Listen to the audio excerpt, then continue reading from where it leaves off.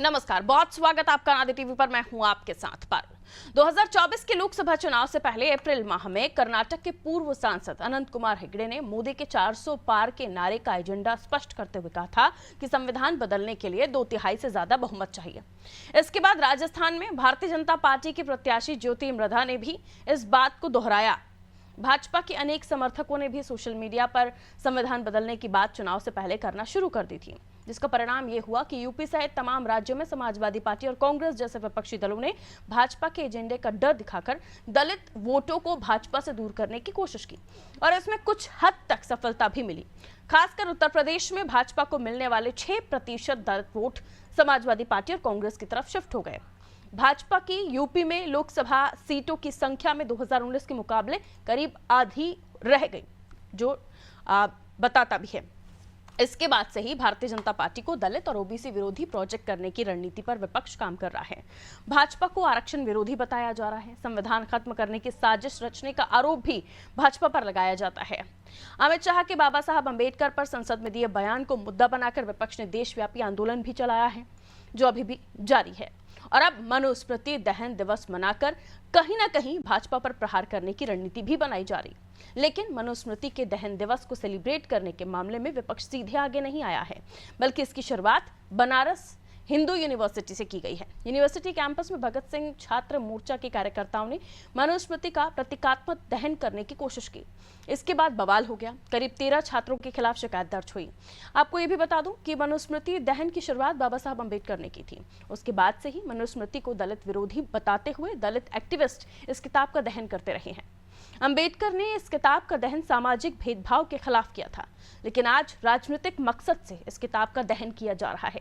दूसरी तरफ भारतीय जनता पार्टी के कई नेता मनुस्मृति के दहन से सहमत नहीं हैं। प्रधानमंत्री नरेंद्र मोदी मनु की तारीफ करने वाले संभाजी भिड़े की भी तारीफ कर चुके हैं।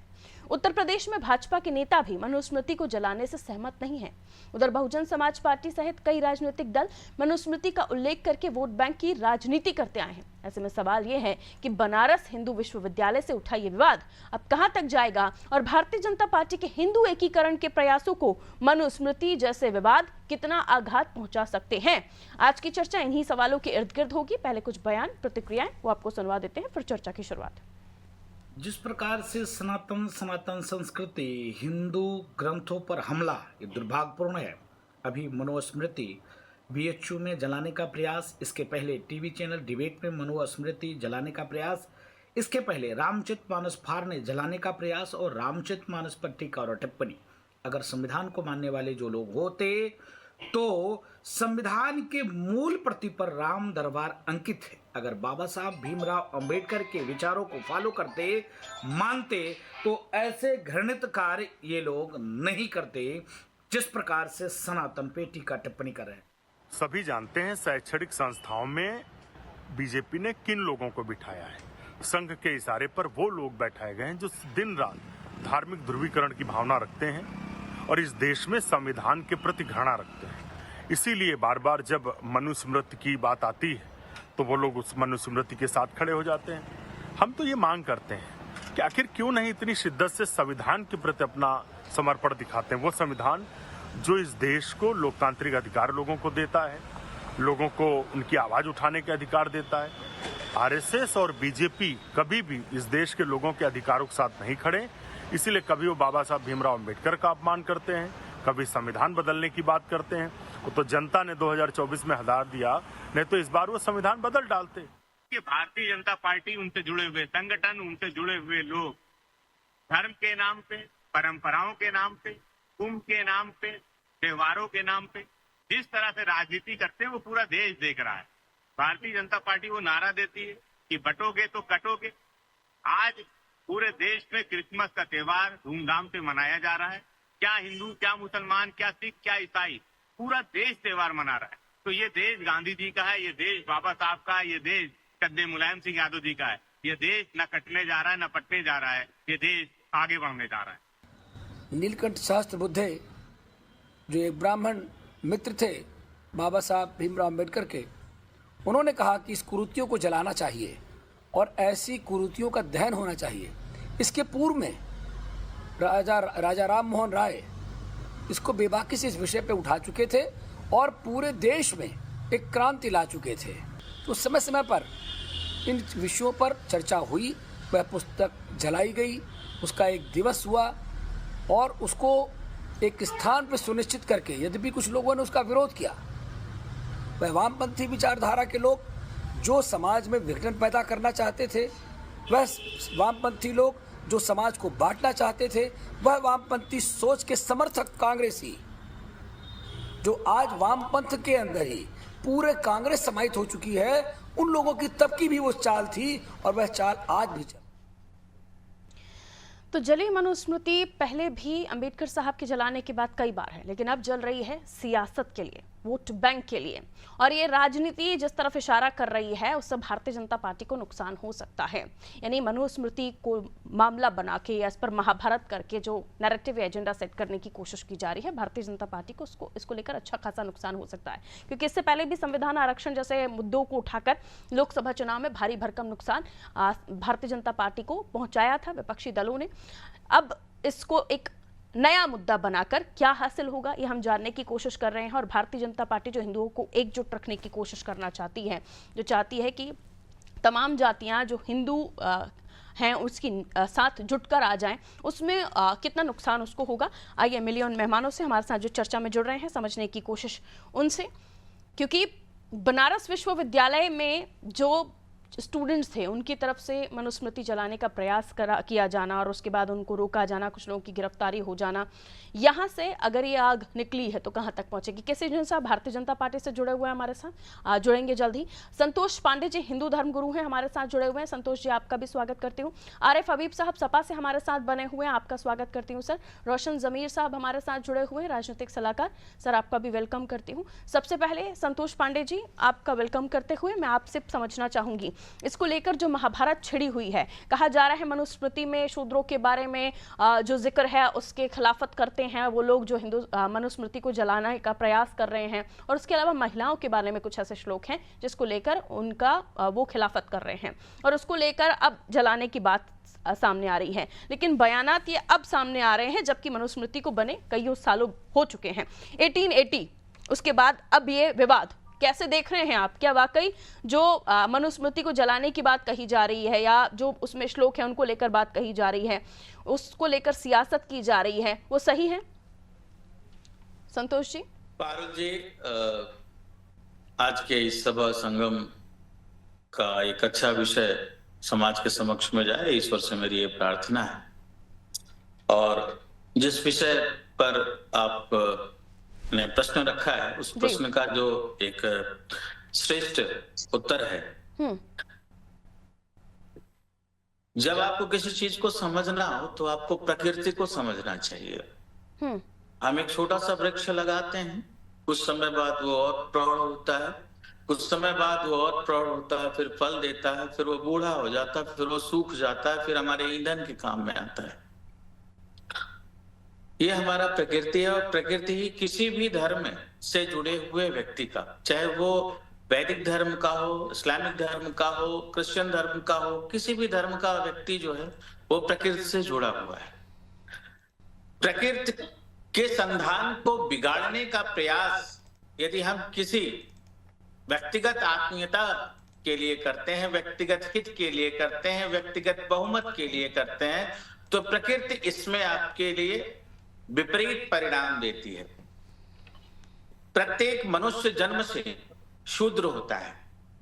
हमारे घर में कोई संतान जन्म लेती है तो वह जन्म लेते ही इंजीनियर, डॉक्टर, साइंटिस्ट, एक किसान या एक पंडित या एक चिकित्सक, कुछ भी वह जन्म लेते ही उसका सुनिश्चित स्थान तय नहीं होता है। उसके कर्म की प्रधानता के आधार पर आप स्टूडियो में बैठ करके एक समाचार प्रवाचिका के पद पे आप बैठी हुई हैं, आपके पिताजी का व्यापार या उनका जो प्रोफेशन हो वो कुछ और हो सकता है। माताजी गृहिणी हो सकती हैं या माताजी एक पायलट भी हो सकती हैं, है ना। तो एक अलग निर्धारण आपके शैक्षिक और आगे कार्मिक व्यवस्थाओं पर हमारा तय होता है।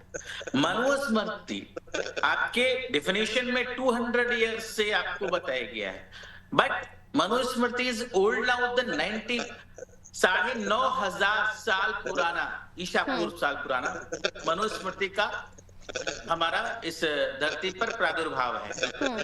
मनुस्मृति में सिर्फ व्यवस्थाओं पर, वर्ण व्यवस्थाओं के अंतर्गत जब जब क्या क्या उम्र की व्यवस्था होती है, उन उम्र की व्यवस्थाओं पर एक अनुसार गुरुजी थोड़ा शॉर्ट में कंप्लीट करना पड़ेगा आपको। जी शॉर्ट में कंप्लीट करना पड़ेगा अपनी बात जी। अनुशासनात्मक व्यवस्था पर एक चर्चा दे दी गई है। अब इसको धर्मद्रोहियों ने इसको राजनीति का मतलब दे दिया, ठीक है ना। तो यह आने वाले समय की प्रकृति के लिए यह श्रेष्ठ नहीं है। जी ठीक है, मेरा इतना ही कहना। रोशन साहब, ये मनुस्मृति की एंट्री वहां से होती है जब राहुल जी संसद में संविधान की बुक लेकर होते हैं और मनुस्मृति की बुक लेकर होते हैं, और वही कहते हैं कि उत्तर प्रदेश में मनुस्मृति से जो सरकार है वो अपने कामों का संचालन कर रही है। कुछ वर्ड्स अलग हैं। क्या वाकई आज के इस दौर में वो सारी चीजों को हम आकलन करें तो क्या राज्य सरकारें किसी भी स्टेट में ऐसा कुछ कर सकती हैं? मनुस्मृति से राज्य चलेगा या चल रहा है, आपको लगता है? जी पारुल जी, सबसे पहले अनादि टीवी के तमाम व्यूअर्स को, हमारे तमाम वरिष्ठ पैनलिस्ट साथी बैठे हुए हैं, सबको मेरा नमन। देखिए, ये जो घटना है मनुस्मृति को जलाने की, इसकी प्रथम तो समय किसी भी धार्मिक ग्रंथ हो, चाहे मनुस्मृति हो, भगवत गीता हो, गुरु ग्रंथ साहब, रामचरित मानस हो, कुरान शरीफ हो, कोई भी हो, कोई भी धर्म ग्रंथ हो, उसको जलाने का जो कृत्य है ये निंदनीय है। पहली चीज ये बिल्कुल नहीं होना चाहिए। अब आते हैं उस विषय पर कि बाबा साहब भीमराव अंबेडकर की बात को लेकर जो लोग उसके आड़ में इसको जलाने का प्रयत्न कर रहे हैं, तो पहले भारतवर्ष की उस प्राचीन व्यवस्था को देखना पड़ेगा कि जो वंचित वर्ग है, आज जो दलित जिसे हम कह रहे हैं, स्वतंत्रता के पहले जातीय व्यवस्था भारतवर्ष में ऐसी थी कि निश्चित तौर से उनके साथ अन्याय हुआ होगा। शोषक वर्ग, शासक वर्ग ने उनके साथ अन्याय किया होगा, इसमें कोई दो राय की बात नहीं है। लेकिन अब उसको आधार बनाकर आज जब उन्हीं बाबा साहब भीमराव अंबेडकर जी का बनाया हुआ संविधान आ गया, आज जो अपने को दलित कहता है वो भी प्रशासनिक पदों पर है, सेना के उच्च पदों पर है, न्यायालय में है, शिक्षा के क्षेत्र में आगे है, तो अब वो वर्ण व्यवस्था जैसी चीज तो स्वतः समाप्त हो गई। एक चीज तो उसको आधार बनाकर अगर आप किसी धर्म ग्रंथ का अपमान करते हैं तो कहीं महिलाओं को लेकर भी जो बातें लिखी हुई हैं वो भी अब बिल्कुल बदल चुकी हैं। बिल्कुल बदल चुकी है, आज की डेट में प्रासंगिक नहीं है। अब बात आ जाती है कि आपकी व्यक्तिगत धर्म जो है व्यक्तिगत स्वतंत्रता की विषय वस्तु है ना। धर्म को, अगर आपको किसी धर्म से कोई एलर्जी है, आप उस धर्म को मत मानिए ना। किसने जबरदस्ती आपको तलवार लेकर खड़ा है? कोई कह कि आपको कह रहा है हिंदू धर्म मानना है या मुसलमान धर्म मानना है। हमारा संविधान जो है वो पंथ निरपेक्ष संविधान है। आपको पूर्ण स्वतंत्रता इस बात की देता है कि जिस धर्म में आपकी आस्था हो आप उसमें संलिप्त हो और उसके नियमों के अनुसार अपनी जिंदगी को एंजॉय करते हुए जिए। अब अगर बाई चांस मनुस्मृति के किन्हीं प्रावधानों से, किन्हीं नियमों से किसी भी भाई बहन को अगर कोई दिक्कत है तो आज की डेट में तो हिंदू धर्म के जो, जैसे आचार्य जी ने बड़ी अच्छी बात कही, कोई किसी को आज बाध्य तो नहीं कर रहा है ना, बाध्य नहीं हो सकता कोई भी, बिल्कुल कोई भी नहीं कर रहा है। अब इस चीज को राजनीतिक दृष्टिकोण से किसी भी धर्म ग्रंथ का अपमान आप करते हैं तो एक परंपरा को जन्म दे रहे हैं कि आज आप पावर में हो या विरोध में हो, आज किसी धर्म ग्रंथ का आप अपमान करोगे तो कोई दूसरा कल आपके धर्म ग्रंथों का अपमान करेगा। यही महंत राजू दास जी ने भी कहा, उनकी बाइट भी हमने सुनवाया दर्शकों को, आरिफ साहब वो भी यही कह रहे हैं कि क्योंकि हिंदू धर्म के बारे में बोलना आसान है इसलिए कोई भी कुछ भी बोल देता है। आप किसी और धर्म के बारे में, उनकी बुक्स के बारे में, होली बुक्स के बारे में बोलकर देखिए। रोशन साहब की बातों के साथ ये मेरा सवाल ऐड कर लीजिए। कार्य है, आपकी व्यक्तिगत स्वतंत्रता है, आप किसी धर्म में, ये सवाल मैं आरिफ जी के पास लेकर जा रही हूँ। रोशन साहब आपका कहिए। आरिफ साहब जी बताएं, आपका सवाल क्या है? रोशन साहब ने बताया कि किसी भी धर्म ग्रंथ के बारे में या किसी भी धर्म के बारे में बोलना और सियासत से ऐड करना बिल्कुल ठीक नहीं है। और राजू दास जी की जो बाइट जो हमने अपने दर्शकों को सुनाई उसमें वो कह रहे हैं कि हिंदू धर्म के बारे में बोलना आसान है क्योंकि आप बोल लेते हैं, बहुत कुछ आपका बिगड़ता नहीं है, लेकिन किसी और धर्म के बारे में या किसी और होली बुक के बारे में बोलकर देखें तो आपको पता चलेगा। वो क्यों नहीं अपनी किताबों से उन चीजों को हटाएं जो वो जिसकी खिलाफत बाकी लोग भी करते हैं। जी आरिफ साहब। देखिए पारुल जी, सभी को मेरा नमस्कार है। देखिए, ये भारत लोकतांत्रिक व्यवस्था में चलने वाला देश है। बिल्कुल। और इस लोकतांत्रिक व्यवस्था में अगर राजतंत्र की बात होगी या लोकतंत्र के आड़ में राजतंत्र स्थापित करने की जब बात होगी तो बातें तो आएंगी। अगर किसी दलित के ऊपर पेशाब किया जाता है, थूका जाता है आज भी इस समाज में, तो बात वही आ जाती है वर्ण व्यवस्था की। तो बात यही से उठती है कि भारतीय जनता पार्टी के शासनकाल में किसी दलित के ऊपर पेशाब किया जाता है, किसी पिछड़े का आरक्षण मारा जाता है, तो यही बात बताई जा रही कि वर्ण व्यवस्था में किसी एक व्यक्ति को ही स्वीकार होती है बड़ी उनकी कि वही सर्वश्रेष्ठ है। आज लोकतंत्र कहता है कि नहीं सब बराबर है, तो बात लोकतंत्र की होनी चाहिए। लोकतंत्र ऐसे लोगों को सजा देने का भी प्रावधान रखता है ना सर, हमारे कॉन्स्टिट्यूशन में ये भी तो है। हाँ, वो इसलिए मैंने थोड़ा सा ऐड ऑन कर दिया कि अगर ऐसा कोई करता है तो उस पर कार्रवाई भी होती है। जी, मैं क्या कह रहा हूँ, ये लोकतांत्रिक देश है आपने कहा। मैं यही कह रहा हूँ ये हिंदू धर्म का धर्म ग्रंथ है, ये भारत का धर्म ग्रंथ नहीं है। भारत का धर्म ग्रंथ संविधान है। और कौन कह रहा है भाई ये भारत का धर्म ग्रंथ है, किसने कहा? अरे भाई, मैं क्या कह रहा हूँ कि भारत का जाब्ता, भारत का संविधान, भारत का जो चलाने का तरीका है वो संविधान से चलेगा। मनुस्मृति को हिंदू धर्म अपना सकता है लेकिन क्रिश्चियन को कहिएगा तो नहीं करेगा। अगर कुरान शरीफ को पढ़ने के लिए हम किसी से कहे तो कोई नहीं पढ़ेगा ना। मैं ये कहना चाहता हूँ, मेरा उद्देश्य समझिए। मैं वही समझ रही हूँ, मैं कह रही हूँ किसने कहा या कौन कर रहा है।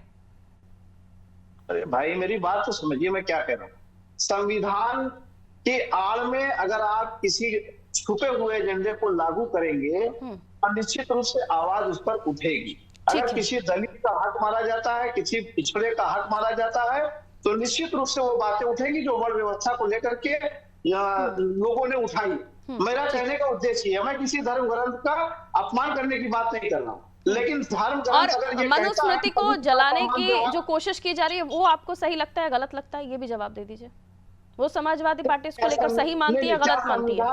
संविधान को जलाने और जलाना सही मानती हैं आप? बिल्कुल नहीं मानती। मैं किसी धर्म ग्रंथ को जलाने की भी बात सही नहीं मानती। बाबा साहब अम्बेडकर का अपमान तो सही मानती है? मैं किसी भी धर्म ग्रंथ को भी जलाना सही नहीं मानती।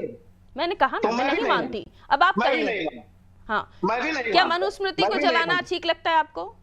मैं भी नहीं मानता। मैं किसी भी धर्म ग्रंथ को जलाना, मैं उसकी निंदा करता हूँ, लेकिन देश के संविधान को बनाने वाले का अपमान करना, उनकी मूर्तियों को खंडित करना, ये भी निंदनीय है। इसकी भी निंदा सार्वजनिक होनी चाहिए। आप कह रहे हैं कि फिर बाबा साहब ने गलत किया, मनुस्मृति को जलाने का जो प्रयास किया था या उन्होंने जलाया था 25 दिसंबर, उसी को तो हम मनाते हैं ना मनुस्मृति दहन दिवस।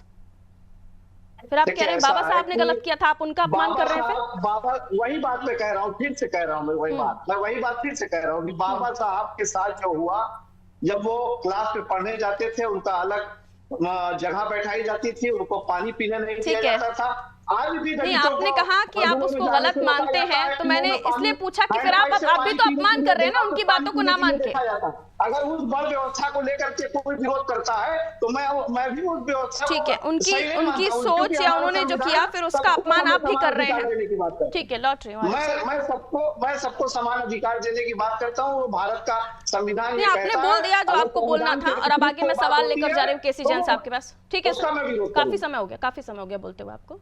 केसी जैन साहब, क्या वर्ण व्यवस्था जो मनुस्मृति में कही गई है, लिखी गई है, उसको लेकर जो विवाद हो रहा है और उसके बाद ये कहा जा रहा है कि ये पूरा एजेंडा इसलिए भी हो रहा है क्योंकि आपको जो चोट दी है लोकसभा में, उस चोट से आप थोड़े घायल हुए थे, अभी और घायल होना बाकी है, तो अब बड़ा विस्फोट करने की तैयारी है?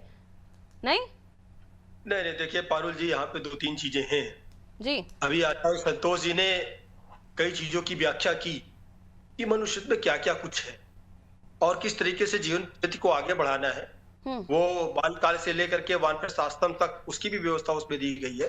और रही बात आज की, तो देखिए अभी हमारे राजनीतिक विश्लेषक महोदय ने बहुत अच्छी बात कही कि समय के अनुसार चीजें हुई हैं और जो दलितों के शोषण की बात पहले कभी हुआ करती थी उस तरीके की ना चीजें हैं ना उस तरीके का कोई कह रहे हैं अभी भी हो रहा है ऐसा। अभी जो पहले जो चीजें थी जी पारुल जी, वो कह रहे हैं अभी भी हो रहा है ऐसा, दलितों के ऊपर पेशाब करना, थूकना, इस जैसी खबरें भी आती हैं। अभी हमारे जो रोशन जी हैं, रोशन जी ने बहुत अच्छी व्याख्या की। एक तो उन्होंने इस बात का घोर विरोध किया कि किसी भी धार्मिक ग्रंथ को जलाया नहीं जाना चाहिए, उसका अपमान नहीं होना चाहिए। दूसरी बात ये पारुल जी कि क्या मनुस्मृति है क्या? चारवाक ने क्या कहा? चारवाक ने कहा कर्जा लेके घी पियो, भर के चले जाओगे, कोई फर्क नहीं पड़ेगा। चारवाक की पुस्तकें जलाई जाती है क्या? किसी पुस्तक में है कि जो है मनुष्य घोड़ा बन के उड़ सकता है? किसी पुस्तक में है कि जो है मरने के बाद वो जीवित हो गए? तो ये तमाम सारे धार्मिक ग्रंथ है। धार्मिक ग्रंथों से न्यायपालिका नहीं चलती है। न्यायपालिका संवैधानिक व्यवस्था चलती है भारत देश के संविधान से, और आज संवैधानिक व्यवस्था संविधान पर लागू है, तो हम संविधान को मान करके चल रहे हैं ना। आज हमारे साथ हवाई यात्रा से लेकर के टेम्पो यात्रा से लेकर के बगल में कौन बैठा है, और सामान्य चाय वाले होटल से लेकर के 5 स्टार होटल तक बगल में कौन बैठ के खाना खा रहा है हमारे साथ में, कहीं पे कोई भेदभाव नहीं है। हमारी जो रेलवे की टिकट बुक होती है, हमारे ऊपर किस जात का व्यक्ति लेटा हुआ है, बगल में कौन से जात का बैठा हुआ है, क्या उसकी जात पूछ करके टिकट का रिजर्वेशन होता है क्या? किस डिब्बे में केवल ब्राह्मण रहेंगे, इसमें केवल क्षत्रिय रहेंगे? पूछ करके मंदिर में जाने से रोका नहीं है। लेकिन मैं बताऊं आपको, जैन साहब मंदिर में जाने से रोका जरूर जाता है। ये जो भगत सिंह स्टूडेंट मोर्चा है, इसकी रूपरेखा क्या है? भगत सिंह स्टूडेंट मोर्चा हमेशा सिर्फ नक्सलियों का साथ देने वाला संगठन है। और एक चीज है, आजमगढ़, देवरिया, वाराणसी, प्रयागराज, चंदौली 5 सितंबर 2023 को एनआईए ने यहाँ पर छापा मारा था। बड़ी संख्या में साहित्य बरामद हुआ था जो देश विरोधी था, राष्ट्र विरोधी था, और उसके बाद में जो है तमाम सारे संगठनों ने इस भगत सिंह स्टूडेंट मोर्चे पर रोक लगाने की, इस पे बैन करने की मांग भी की। तो जो संगठन जो है सीए का विरोध करता है, जो संगठन जो भारत देश की संवैधानिक व्यवस्था उसका विरोध करता है, जो संगठन नक्सलियों का साथ देता है, एक जगह पे छत्तीसगढ़ में कार्रवाई में 2 नक्सली मारे गए। ये पूरा की पूरा जो संगठन था भगत सिंह स्टूडेंट मोर्चा, ये सड़कों पे आ गया और इसने आरोप लगाया। किसी जन साहब, जो मूल सवाल उन्होंने पूछा कि संविधान की आड़ में आप मनुस्मृति का शासन चलाना चाहते हैं, उससे राज चलाना चाहते हैं, उससे राजतंत्र कर रहे हैं। हाँ, छोटा सा जवाब। पारुल जी, बात ये है, जिनको अपनी राजनीतिक रोटियां सेकनी है, जिनके पास कुछ बचा नहीं है, वो क्या करेंगे? जो भारतीय संस्कृति की जो धरोहर है उसको जलाने का काम कर रहे हैं। और आज मनुस्मृति कितने लोग पढ़ रहे हैं? हमें तो लगता है ये डिबेट का विषय ला करके, यानी कि ये जो स्टूडेंट मोर्चा है, ये एक नया विषय पैदा करके। डिबेट का विषय तो सर बहुत पहले से शुरू हो गया था। वो तब से शुरू हुआ था जब साउथ से आवाज उठी थी, संविधान बदलेंगे, ये सारी चीजें वहां से शुरू हुई थी ना। अब ताजी चीजें तो आप लोग भी एड ऑन करते जा रहे हैं, मौका परोस कर दे रहे हैं और फिर कह रहे हैं इस पर पॉलिटिक्स ना हो। ठीक है आरिफ साहब, 30 सेकंड में अपनी बात रखिएगा, 30 सेकंड में अभी आज मनुस्मृति कोई नहीं पढ़ रहा। आज मनुस्मृति पढ़ने की प्रेरणा दे रहे हैं। ठीक है, जिन मुद्दों को उठाया जा रहा है अब उससे विपरीत हो गया है सब कुछ, देश उससे बहुत आगे बढ़ चुका है। 30 सेकंड में आरिफ साहब। पारुल जी देखिए, अभी जैन साहब कह रहे थे कि हम संविधान के मानने वाले हैं, क्या बुलडोजर चला और उत्तर प्रदेश सरकार को सुप्रीम कोर्ट ने फटकारा? ठीक है, डिरेल हो रहे हैं आरिफ साहब। संतोष पांडे जी, ठीक है, डिरेल मत होइए अभी। गुरुजी, धर्म पर और जातियों को बीच में लाकर या उनको एजेंडा बनाकर राजनीति करना, रुक जाइए प्लीज, समय बहुत कम है, मेरे 2 मेहमान वेट कर रहे हैं, मुझे फिर परमिशन लेनी, दोनों को ऑडियो डाउन कर दीजिए, समय नहीं है मेरे पास। गुरुजी, धर्म जातियों को सामने रखकर राजनीतिक रोटियां सेकना कितना सही है किसी भी दल के लिए? 10 सेकंड में क्या कहना चाहेंगे? अगर कुछ सुनने हैं तो फिर उस पर बात की जाए। विचार ये सुनना है, यदि निर्णय देना है समाज के समक्ष तो सुनना चाहिए। ठीक है। हमारा ये अखंड भारत कई लोगों के शासन काल से दौरा और सबने अपनी अपनी संस्कृतियां प्रतिस्थापित की। आज जिस मनुस्मृति पर कुठारा बहुत कम शब्दों में गुरुजी, उस पर उनका जिन्होंने किया उनका वास्तविक वर्ण जान ले अगर ये पूरा समाज, तो अभी इस पे चर्चा से नहीं होगा। बहुत अच्छी बात कही आपने। रोशन साहब 10 सेकंड, क्या कहेंगे? पॉलिटिक्स की ओर जा रही है, 10 सेकंड ओनली।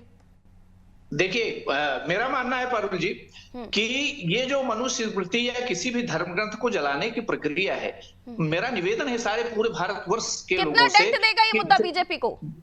नहीं, नुकसान फायदा तो सेकेंडरी चीज है, हाँ। लेकिन भारतीय जनमानस को बड़ी क्षति पहुंचाता है, ये निंदनीय बहुत कार्य है। अच्छी बात किसी भी कही आपने। धर्म का पालन नहीं होना ये चाहिए। भारतीय जनमानस से भी जुड़ा हुआ मुद्दा और उसे भी ठेस पहुंचाने की बिल्कुल, कोशिश बिल्कुल, कहीं ना निश्चित कहीं तौर की से। जा रही है। आप बहुत बहुत अगर शुक्रिया आप सभी का हमारे साथ चर्चा में जुड़ने के लिए। उत्तर प्रदेश की हम बात कर रहे थे, जहां उत्तर प्रदेश स्पेशल डिबेट में मनुस्मृति का भी मुद्दा उठा, और मनुस्मृति पर सियासत इसलिए हो रही है क्योंकि बनारस विश्वविद्यालय में कुछ लोगों ने, कुछ स्टूडेंट्स ने इसे जलाने की कोशिश की, जिसके बाद उन्हें रोका भी गया। लेकिन अब इसको लेकर जो वहां आग जली उस या वहां जो आंच थी, उसकी आंच अब पूरे देश में फैलती हुई नजर आ रही है। अलग अलग तरह की प्रतिक्रियाएं सामने आ रही हैं, लेकिन बहुत अच्छी बात ये कि किसी भी ग्रंथ को जलाना नहीं चाहिए, उसके पक्ष में नहीं खड़ा होना चाहिए, ये राजनीतिक विश्लेषक बोल रहे थे। और इसके अलावा जो हमारे साथ गुरुजी जुड़े हुए थे, उन्होंने भी यही कहा कि किसी भी ग्रंथ, किसी भी धर्म के बारे में बोलकर या उसको जलाकर आप राजनीति नहीं कर सकते। दीजिए इजाजत, नमस्कार।